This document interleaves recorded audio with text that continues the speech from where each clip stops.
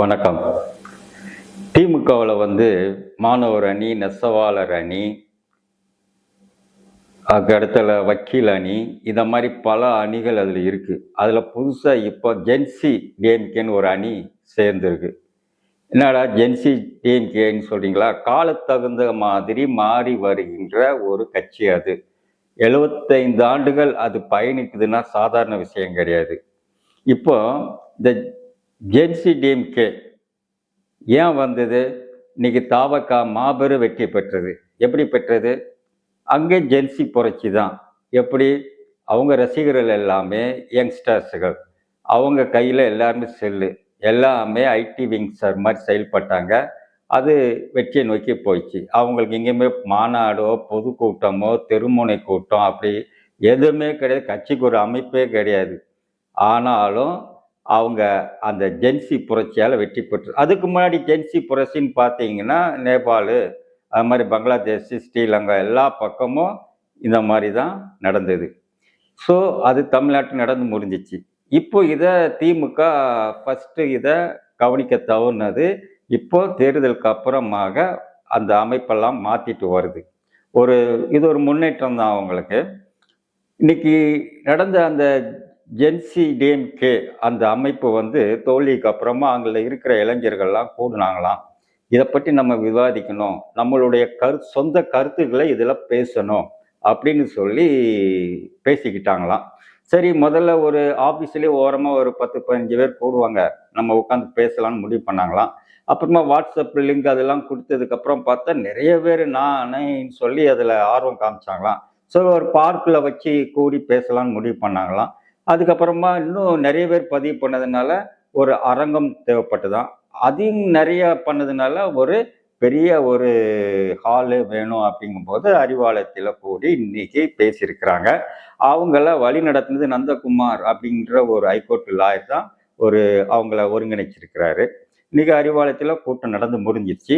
அவங்கள என்கரேஜ் பண்ணுறதுக்காக திமுக உள்ள பல தலைவர்கள் பேசியிருக்காங்க. அதில் டிஆர்பி ராஜா பழைய தொழில்துறை அமைச்சரும் அதில் பேசியிருக்கிறாங்க. அவங்க உற்சாகமாக கொடுக்குற அளவுக்கு பேசியிருக்கிறாங்க. அதில் டிஆர்பி ராஜா சார் அவர்கள் ஒரு கருத்தை பதிவு பண்ணியிருக்கிறாங்க. எப்படின்னா, திமுக தமிழ்நாட்டில் ஆட்சி செஞ்ச காலங்களில் மக்கள் நலத்திட்டங்களை சிறப்பாக செய்துள்ளது. அதன் மூலமாக தான் இன்னைக்கு திமுக மாபெரும் வளர்ச்சியை தமிழ்நாட்டுக்கு கொடுத்துள்ளது. அதுக்கு மெயினான காரணங்கள் பெரியார் கொள்கையை செயல்படுத்திய அறிஞர் அண்ணா, கலைஞர், அதுக்கப்புறமா நம்ம ஸ்டாலின் அண்ணன், இவங்க எல்லாரும் முயற்சியாலும் அவங்களுக்கு கிடைச்ச வாய்ப்புகளை சரியாக பயன்படுத்தினதுனால இன்னைக்கு திமுக தமிழ்நாட்டை நம்பர் 1 மாநிலமாக கொண்டு வந்துள்ளது. அப்பேற்பட்ட அந்த கட்சிக்கு இந்த தமிழக மக்கள் கொடுத்த வாய்ப்பு கொஞ்சம்தான், கொஞ்ச நாள் தான் ஆளை கொடுத்து, மித்தது எல்லாமே நிறைய பேர் மாற்று கட்சியினர் ஆட்சி செஞ்சுருக்காங்க. ஸோ இவங்களுக்கு குறைய வாய்ப்பு கிடைச்சாலும் இவங்க செய்த பணி அந்த மாதிரி, அதன் மூலமே வளர்ச்சி கிடையாது. தமிழக வரலாற்றை எழுதும்போது இந்த திமுக வளர்ச்சி திட்டங்கள் தான் தமிழ்நாட்டை முன்னிலைப்படுத்தியது அப்படின்று எழுத வேண்டிய காலகட்டாயம் இருக்குது அப்படிங்கிற தன் கருத்தை பதிவு பண்ணியிருக்கிறார். அதில் ஒரு மாணவன் பேசும்போது மாற்றம் மாற்றம் மாற்றம் சொல்லி சொன்னாங்களே, என்ன மாற்றம் செஞ்சிட்டாங்க? முதலமைச்சர் இருக்கல் இருக்கிற அந்த வெள்ளை துணியை மாற்றினது மாற்றமா?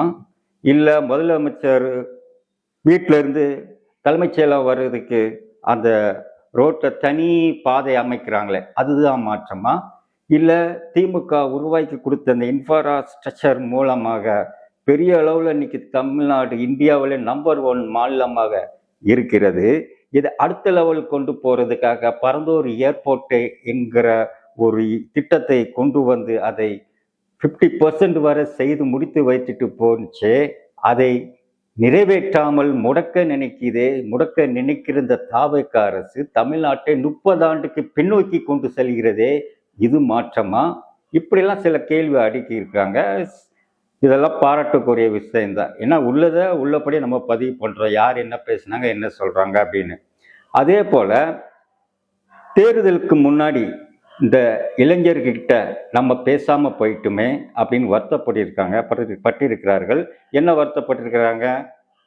கலைஞரால் படித்தோம், அறிஞர் அண்ணாவால் படித்தோம், இன்று அவர்கள் உருவாக்கி கொடுத்த வேலை வாய்ப்புங்கிற அந்த பிளாட்ஃபார்ம், இன்னைக்கு ஐடி கம்பெனி இந்தியாவில் தாண்டி தமிழ்நாட்டில் இவ்வளோ இருக்குதுன்னா அது காரணம் யாரு? கலைஞர். அவர் உருவாக்கி கொடுத்த இன்ஃப்ராஸ்ட்ரக்சர் மூலம் தான் இவ்வளோ கம்பெனி உள்ள வந்தது. அதில் படிக்கிற ஸ்டூடெண்ட்டுங்கெல்லாம் அவருக்கு நன்றியாக இருக்கணும். அப்படிங்கிறத சொல்ல மறந்துட்டுமே இவர்கள் ஏதோ வந்தார்கள், டக்குன்னு ஒரு கட்சியை பார்த்து மனசை பறிகொடுத்து போய்விட்டார்களே என்று புலம்பியிருக்கிறார்கள் சில இளைஞர்கள். சரி, இதெல்லாம் ஓகே. இதனால என்ன பயன்? இப்போ திமுக மாவட்ட ரீதியாக அவங்க கட்சிக்காரங்களுக்கு உத்தரவு போட்டிருக்கு. ஏன் தோற்றோம், அலசி ஆராய்ந்து அறிக்கையை கொடுங்கள் சொல்லி. ஆனால் அந்த அறிக்கை வருவதற்கு முன்னாடியே இவர்கள் கூடியிருக்கிறார்கள். இவர்களுடைய அடுத்த பாய்ச்சல் எப்படி இருக்கும் அதையும் பார்க்கணும்ல. ஒரு நாள் கூடணும், எங்களுக்கும் இப்படி இருக்குன்னு காமிச்சாங்களா? அடுத்தால இவங்க எப்படி செயல்பட போறாங்க? இவங்களுடைய செயல் இன்னைக்கு அறிவு சார்ந்த செயலாக இருக்கு. எங்கள் சைடில் நாங்கள் அறிவு சார்ந்த செயலை செய்கிறோம் அப்படின்னு சொல்லி மற்ற இளைஞர்களுக்கு எப்படி உணர்த்த போறாங்க அப்படிங்கிறத இவர்களுடைய செயலை வச்சு தான் அடுத்து நாம பார்க்க முடியும். அது இவங்களுக்கு பயன் தருமா, இல்லை மற்றவங்க கேலி பண்ற மாதிரி ஆயிடுமா அப்படிங்கிறத இவர்களுடைய அடுத்த கட்ட நடவடிக்கைகளை பார்த்து தான் நம்ம முடிவு பண்ண முடியும். நன்றி, வணக்கம்.